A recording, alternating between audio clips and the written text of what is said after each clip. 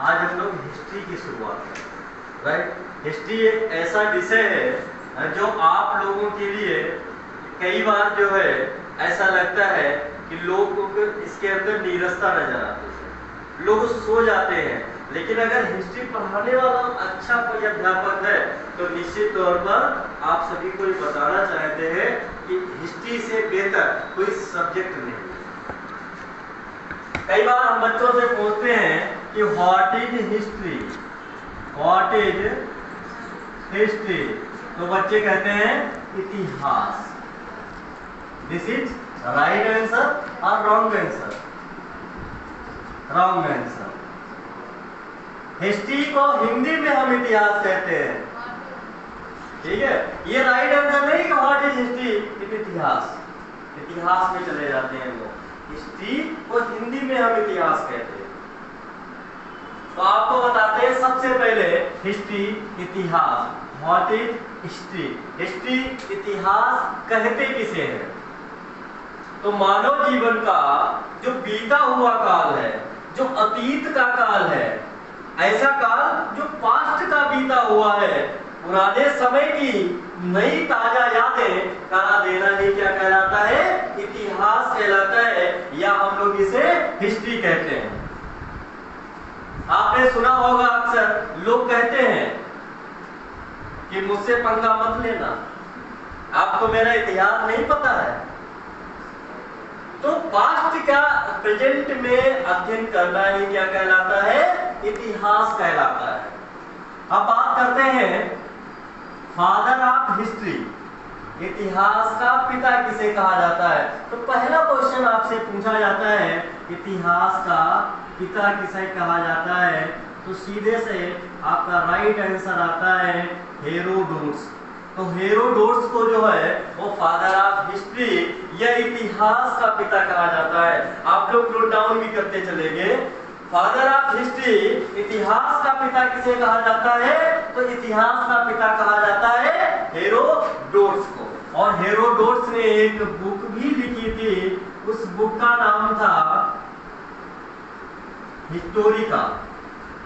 Historica book publish by Herodotus.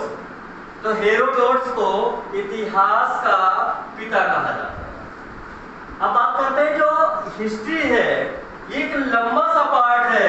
इस लंबे से पार्ट को हम लोग स्टडी पर्पस से 3 पार्ट में इसको डिवाइड करते हैं। कितने पार्ट्स में इसको डिवाइड करते हैं? बोलिए डियर स्टूडेंट्स। हाँ, तेजी के साथ आप लोग बोला करेंगे कि 3 पार्ट्स में डिवाइड करते हैं। पहला हमारा है एनिसेंट हिस्ट्री। कौन सा है?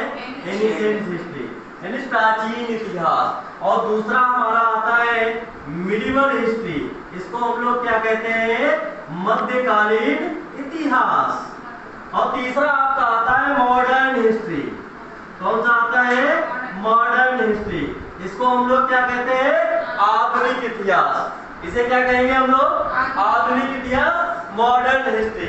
अब आपको बताते हैं जब हम लोग हिस्ट्री की स्टडी करते हैं तो हमारा ध्यान जाता है एडी और बीसी को लेकर के। एडी क्या है? एनो डोमिनी, और बीसी क्या है? Before Christ. इसको हम लोग बोलते हैं ईसा पूर्व। ऐसा समय जो ईसा मसीह के जन्म से पूर्व का था उसे ईसा पूर्व बोलते हैं। और एडी जो होता है वो ईसा मसीह के जन्म से बोलते हैं, तो इसको हम लोग बोलते हैं सन ईसवी या ईसवी सन। ठीक है। अब बात करते हैं कि जो भारत का इतिहास है, हिस्ट्री ऑफ इंडिया जो है, इसको हमने स्टडी के पर्पस से 3 पार्ट में तो डिवाइड कर दिया। प्राचीन इतिहास, मध्यकालीन इतिहास, और आपका कौन सा आ जाएगा? आधुनिक इतिहास। अब इसको टाइम पीरियड के अकॉर्डिंग हम लेके चलते हैं। तो प्राचीन इतिहास का जो हमारा टाइम पीरियड है वो 2500 BC, 2500 BC से लेकर के, और हम लोग इसको 712 AD।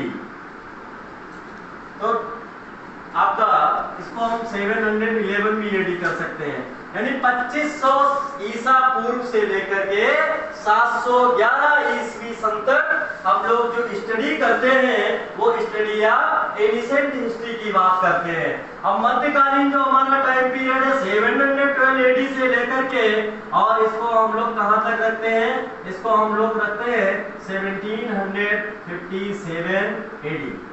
1757 एडी हम लोग इसको क्यों रखते हैं साथियों, क्योंकि आपको बताते हैं इंडियन हिस्ट्री में आपने मिडिवल हिस्ट्री के अंतर्गत एक पार्ट पढ़ा होगा, बैटल ऑफ प्लासी।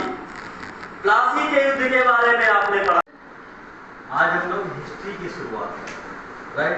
हिस्ट्री एक ऐसा विषय है जो आप लोगों के लिए कई बार जो है ऐसा लगता है कि लोगों को इसके अंदर नीरसता नजर आती है, लोग सो जाते हैं, लेकिन अगर हिस्ट्री पढ़ाने वाला अच्छा कोई अध्यापक है तो निश्चित तौर पर आप सभी को बताना चाहते हैं कि हिस्ट्री से बेहतर कोई सब्जेक्ट नहीं। कई बार हम बच्चों से पूछते हैं कि what is history, what is history, तो बच्चे कहते हैं इतिहास। दिस इज राइट आंसर और wrong answer, wrong answer. History को हिंदी में हम इतिहास कहते हैं, ठीक है। ये राइट आंसर नहीं कि व्हाट इज हिस्ट्री, इतिहास, इतिहास में चले जाते हैं वो। हिस्ट्री को हिंदी में हम इतिहास कहते हैं। तो आपको बताते हैं सबसे पहले हिस्ट्री इतिहास, व्हाट इज हिस्ट्री। हिस्ट्री इतिहास कहते किसे हैं, तो मानव जीवन का जो बीता हुआ काल है, जो अतीत का काल है, ऐसा काल जो पास्ट का बीता हुआ है, पुराने समय की नई ताजा यादें करा देना ही क्या कहलाता है, इतिहास कहलाता है, या हम लोग इसे हिस्ट्री कहते हैं। आपने सुना होगा अक्सर लोग कहते हैं कि मुझसे पंगा मत लेना, आपको मेरा इतिहास नहीं पता है। तो पास्ट का प्रेजेंट में अध्ययन करना ही क्या कहलाता है, इतिहास कहलाता है। अब बात करते हैं फादर ऑफ हिस्ट्री, इतिहास का पिता किसे कहा जाता है। तो पहला क्वेश्चन आपसे पूछा जाता है इतिहास का पिता किसे कहा जाता है, तो सीधे से आपका राइट आंसर आता है हेरोडोटस। तो हेरोडोटस को जो है वो फादर ऑफ हिस्ट्री या इतिहास का पिता कहा जाता है। आप लोग नोट डाउन भी करते चलेंगे। फादर ऑफ हिस्ट्री, इतिहास का पिता किसे कहा जाता है, तो इतिहास का पिता कहा जाता है हेरोडोटस को।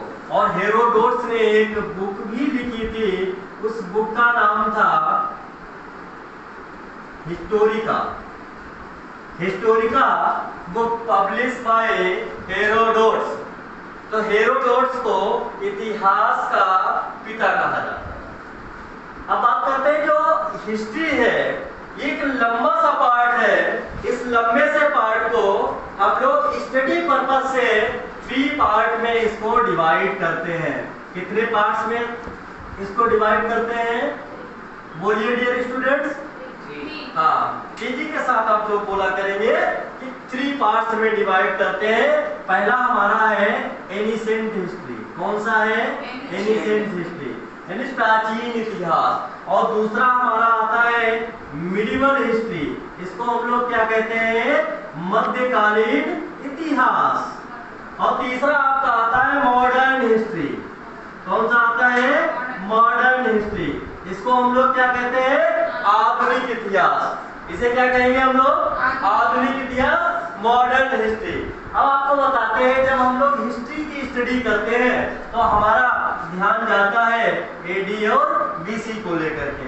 एडी क्या है, एनो डोमिनी, और बीसी क्या है, बिफोर क्राइस्ट। इसको हम लोग बोलते हैं ईसा पूर्व। ऐसा समय जो ईसा मसीह के जन्म से पूर्व का था उसे ईसा पूर्व बोलते हैं, और एडी जो होता है वो ईसा मसीह के जन्म से बोलते हैं, तो इसको हम लोग बोलते हैं सन ईसवी या ईसवी सन। ठीक है।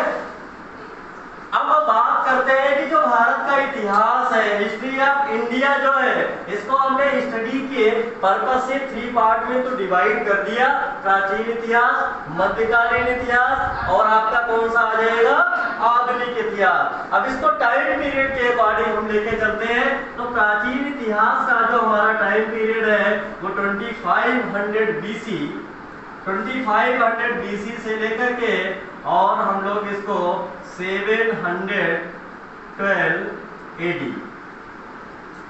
तो आपका इसको हम 711 भी AD कर सकते हैं, यानी 2500 ईसा पूर्व से लेकर के 711 ईस्वी सन तक हम लोग जो स्टडी करते हैं वो स्टडी या एनिसेंट हिस्ट्री की बात करते हैं। अब मध्यकालीन जो हमारा टाइम पीरियड है 712 AD से लेकर के, और इसको हम लोग कहां तक रखते हैं, इसको हम लोग रखते हैं 1757 AD। 1757 AD हम लोग इसको क्यों रखते हैं साथियों, क्योंकि आपको बताते हैं इंडियन हिस्ट्री में आपने मिडिवल हिस्ट्री के अंतर्गत एक पार्ट पढ़ा होगा, बैटल ऑफ प्लासी। प्लासी के युद्ध के बारे में आपने पढ़ा। एक बार यमुना का 3 बार, गंगा का 1 बार, यमुना का 3 बार, सिंधु का बार, सरस्वती पवित्र बार, सिंधु का बार, सरस्वती पवित्र बार, सिंधु का बार, सरस्वती पवित्र बार। अब एक प्रश्न आपसे पूछा जाता है कि ऋग्वेद में गंगा नदी का कितनी बार वर्णन मिलता है, तो गंगा का 1 बार मिलता है। यमुना नदी का वर्णन ऋग्वेद में 3 बार मिलता है, और सिंधु नदी का वर्णन जो है वो ऋग्वेद में बार मिलता है, अर्थात अनेक बार मिलता है। जबकि सरस्वती का नाम आपके ऋग्वेद में पवित्र नदी के रूप में रखा गया है, इसीलिए सरस्वती को नदीतमा कहा जाता है। क्या कहा जाता है, नदीतमा कहा जाता है। नदीतमा शब्द का मतलब होता है नदियों की माता। सरस्वती को पवित्र नदी माना गया था। आज भी आपको बताना चाहते हैं कि जो है सरस्वती जो है वो एक पवित्र नदी का दर्जा प्राप्त किए हुए है। किस प्रकार की नदी का दर्जा प्राप्त किए हुए है, पवित्र नदी का दर्जा प्राप्त किए हुए है। कौन, सरस्वती नदी।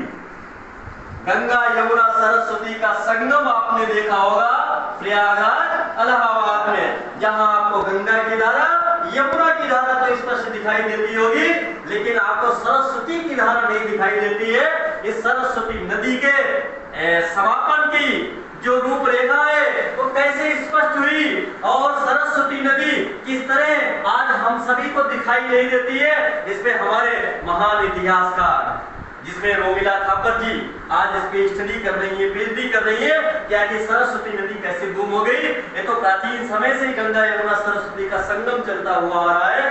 तो गंगा यमुना सरस्वती का जो संगम है वो आपका इलाहाबाद में बना हुआ है। अब दूसरी बात करते हैं, जो ऋग्वेद है, ऋग्वेद में 10,462 श्लोक है। कितने श्लोक हैं ऋग्वेद में, 10,462 ऋग्वेद में श्लोक है। 1028 जो है वो ऋग्वेद में आपके सूक्त हैं। कितने सूक्त हैं साथियों, 1028 सूक्त है, और उन 1028 सूक्तों में 10,462 श्लोक। बात करते हैं आप सभी से ऋग्वेद की। तो ऋग्वेद के श्लोकों को, वेदों के श्लोकों को, और वेदों में स्पेशली ऋग्वेद के श्लोकों को ऋचाएं कहा जाता है। क्या कहा जाता है, ऋचाएं कहा जाता है। प्रश्न आपसे परीक्षा में पूछा जाए कि ऋग्वेद के श्लोकों को और किस नाम से जाना जाता है, तो ऋचाएं कहा जाता है। क्या कहा जाता है साथियों, ऋचाएं कहा जाता है। अब इसके बाद स्टूडेंट्स ध्यान रखें कि ऋग्वेद में जो है, ऋग्वेद में ऋचाएं। अब इसके बाद एक प्रश्न आपका यहीं से बनता है, गायत्री मंत्र। तो गायत्री मंत्र आज भी भारत के अनेक प्रदेशों में गायत्री मंदिर स्थापित है, और गायत्री मंत्र तो हम लोगों को पता ही नहीं है स्टूडेंट्स। क्योंकि समस्या क्या है स्टूडेंट, क्योंकि अब वो संस्कार समापन हो रहे हैं, धीरे धीरे संस्कारों का समापन हो रहा है। वरना गायत्री मंत्र का जाप जो करते हैं वो आज हमारी बात को सुन रहे होंगे, तो उनके मन में फिर से गायत्री मंत्र का उच्चारण शुरू हो गया होगा कि ओम भूर्भुवः स्वः तत्सवितुर्वरेण्यं भर्गो देवस्य धीमहि धियो यो न प्रचोदयात्। प्रश्न आपसे परीक्षा में आता है कि गायत्री मंत्र का वर्णन कहाँ मिलता है? तो गायत्री मंत्र का जो वर्णन है वो आपको कहाँ मिलता है? वेद में मिलता है। और किस वेद में मिलता है? ऋग्वेद में। किसमें मिलता है? ऋग्वेद में। गायत्री मंत्र का जो वर्णन है वो ऋग्वेद में मिलता है। अगला आपसे प्रश्न ये पूछा जाता है कि गायत्री मंत्र का जो वर्णन है, गायत्री मंत्र की जो रचना है वो किसने की थी? तो गायत्री मंत्र की जो रचना की थी वो है राम और लक्ष्मण के गुरु थे। राम और लक्ष्मण के गुरु थे। कौन? विश्वामित्र। तो विश्वामित्र ने गायत्री मंत्र की रचना की थी। और विश्वामित्र की जो पत्नी थी उनका नाम पता है आप लोगों को? क्या था? मेनका था। और मेनका स्वयं एक अप्सरा थी। मेनका स्वयं में क्या थी? एक अप्सरा थी। स्टूडेंट से छोटी सी कहानी आपको यहाँ पे बताना चाहता हूँ। विश्वामित्र की पत्नी कौन थी? मेनका। और मेनका स्वयं में क्या थी? अप्सरा थी। तो विश्वामित्र और मेनका से जिस एक पुत्री ने जन्म लिया उस पुत्री का नाम क्या था? शकुंतला था। क्या था? शकुंतला। और शकुंतला का जो विवाह हुआ था वो किससे हुआ था? दुष्यंत से हुआ था। शकुंतला का विवाह किससे हुआ था साथियों? बोलिए स्टूडेंट। दुष्यंत से। और दुष्यंत की पत्नी कौन थी? शकुंतला थी। भाई इतिहास सबके समझ में आ रहा है? कहीं इतिहास में नीरसता तो नहीं नजर आ रही है? बोलो, समझ में आ रहा है? समझ में आ रहा है ना? तो दुष्यंत की पत्नी कौन थी? शकुंतला। और दुष्यंत और शकुंतला के प्रेम विवाह, इनका जो विवाह हुआ था कौन सा हुआ था? प्रेम विवाह। प्रेम विवाह को हम लोग लव मैरिज कहते हैं। क्या कहते हैं? लव मैरिज कहते हैं। तो इनके प्रेम विवाह का जो एक्सप्लेनेशन है जो स्टार्ट अब बात मैं कर रहा हूं नाटक की। तो दुष्यंत और शकुंतला का जो प्रेम विवाह हुआ था स्टूडेंट्स, इस पे एक नाटक लिखता है। और इसमें जो नाटक लिखता है, नाटक लिखने वाले व्यक्ति का नाम आपको बताते हैं। आपने नाम सुना होगा कालिदास का। कहा जाता है कि पुरा कवीनाम गणना प्रसंगे कनिष्ठिकाधिष्ठित कालिदासा। पुराने कवियों की अगर गणना की जाए तो सबसे नंबर 1 पे जो स्थान आता है वो कालिदास का आता है। और कालिदास को इसीलिए कवि कुल गुरु कहा जाता है, कालिदास को महाकवि कहा जाता है। और कालिदास को साथ ही साथ भारत का शेक्सपियर भी कहा जाता है। भारत का शेक्सपियर किसको कहा जाता है? तो भारत का शेक्सपियर कालिदास को कहा जाता है। भारत का शेक्सपियर कालिदास को कहा जाता है। कालिदास एक नाटक लिखते हैं और उस नाटक का नाम होता है अभिज्ञान शाकुंतलम। कौन सा नाटक होता है साथियों? अभिज्ञान शाकुंतलम। अभिज्ञान शाकुंतलम। अभिज्ञान शाकुंतलम जो नाटक है उस नाटक में दुष्यंत और दुष्यंत की जो पत्नी शकुंतला है उनके प्रेम विवाह का वर्णन मिलता है। अक्सर आपसे प्रतियोगी परीक्षाओं में एक क्वेश्चन पूछा जाता है कि भारत का शेक्सपियर किसे कहते हैं? कालिदास को कहते हैं। कालिदास ने किस नाटक की रचना की है? अभिज्ञान शाकुंतलम नाटक की रचना की है। कालिदास ने अपने अभिज्ञान शाकुंतलम नाटक में किसका एक्सप्लेनेशन किया है? तो दुष्यंत और शकुंतला के बीच जो प्रेम विवाह हुआ था उस पर आधारित एक नाटक तैयार किया है। एक और आपको बात बताना चाहता हूँ, दुष्यंत और शकुंतला की जो संतान थी, दुष्यंत और शकुंतला का जो पुत्र था उस पुत्र का नाम सर्वदमन था। क्या था? सर्वदमन था। और इसका जो सेकंड नेम था वो भारत था। कहा जाता है कि भारत का नाम भारत किसके नाम से पड़ा? तो दुष्यंत और शकुंतला का जो पुत्र था सर्वदमन, उसका एक नाम भरत मिलता है। और शकुंतला पुत्र भरत के नाम से हमारे देश का नाम क्या पड़ता है? इंडिया कहते हैं। और हिंदुस्तान ये कहीं भी आपके सरकारी कामकाज की भाषा में भारत और इंडिया दो ही नाम मिलते हैं। इंडियन कॉन्स्टिट्यूशन में इसे भारत और हिंदुस्तान के नाम से न जानकर भारत और इंडिया के नाम से जाना जाता है। ये इतनी इतनी बात आप लोगों के समझ में आ गई होगी। ऋग्वेद के बाद आगे जो हम पढ़ते हैं वो हम सीधे बढ़ते हैं किस वेद की ओर? सामवेद। अब सामवेद की विशेषता की बात अगर आप लोगों से की जाए स्टूडेंट, तो सामवेद को संगीत का वेद कहा जाता है। कौन सा वेद कहा जाता है? संगीत का वेद कहा जाता है। संगीत का वेद इसलिए कहा जाता है, इसमें गायन संबंधी बातों का समावेश रहता है, इसीलिए इसे क्या कहा जाता है? संगीत वाला वेद या संगीत का वेद कहा जाता है। इसको सामवेद को कहा जाता है। इसके बाद आपका आता है यजुर्वेद। अगर हम यजुर्वेद की बात करें तो यजुर्वेद एक गद्य एवं पद्य वाला वेद है। गद्य एवं पद्य वाला वेद है। गद्य एवं पद्य वाला वेद है मतलब यजुर्वेद में कुछ चीजें अनसीन पैसेज के रूप में, गद्य खंड के रूप में, जिसको आप इंग्लिश में प्रोज कह सकते हैं, और कुछ चीजें पद्य में, जिसको आप इंग्लिश में पोएम या पोएट्री कह सकते हैं। तो गद्य एवं पद्य दोनों रूपों में इसको लिखा गया है यजुर्वेद को, इसीलिए इसे गद्य एवं पद्य वाला वेद कहा जाता है। जितने भी धार्मिक अनुष्ठान होते हैं स्टूडेंट्स, कौन से अनुष्ठान होते हैं? धार्मिक अनुष्ठान जितने होते हैं, धार्मिक अनुष्ठान जैसे यज्ञ हो गया, यज्ञ वगैरह का जो एक्सप्लेनेशन है, जो वर्णन है, वो आपको कहाँ मिलता है? यजुर्वेद में मिलता है। और चौथा जो वेद आपको मैं बता रहा था वो अथर्ववेद है। कौन सा है? अथर्ववेद है। अथर्ववेद की ये विशेषता है, अथर्ववेद में जो विषय रखे गए हैं उनमें जादू टोना। आज आप देखते हैं कि भारत जो है वो जादू टोना के लिए फेमस है।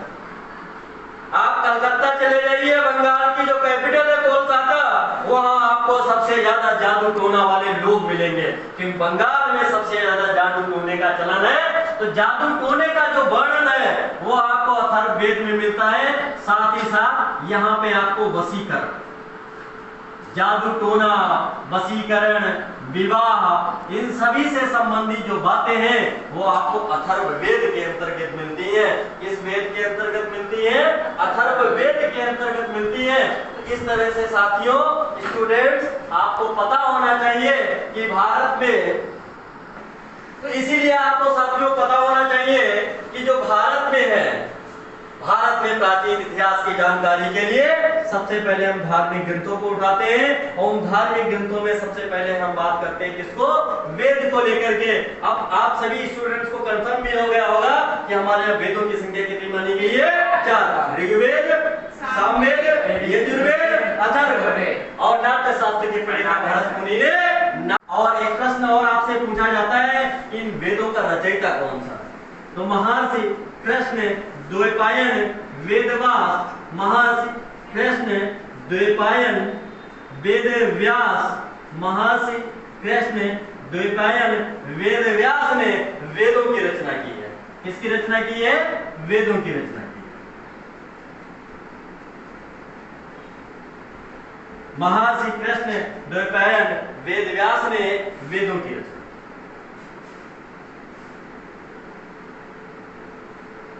इसके बाद हम लोग बात कर रहे हैं वेदों के बाद जो नंबर आता है वो आता है पुराणों का। किसका आता है? पुराणों का आता है। पुराण के जो रचयिता माने जाते हैं वो लोमहर्ष, एक महर्षि हुए हैं लोमहर्ष, और लोमहर्ष और उनके पुत्र होते हैं उग्रश्रवा। तो लोमहर्ष और उग्रश्रवा ने मिलकर के पुराणों की रचना की है। पुराणों की जो पर्टिकुलर संख्या मानी जाती है वो 18 मानी जाती है। और आपसे क्वेश्चन पूछा जाता है, जो सबसे प्राचीन पुराण है वो मत्स्य पुराण है। कौन सा पुराण है? मत्स्य पुराण।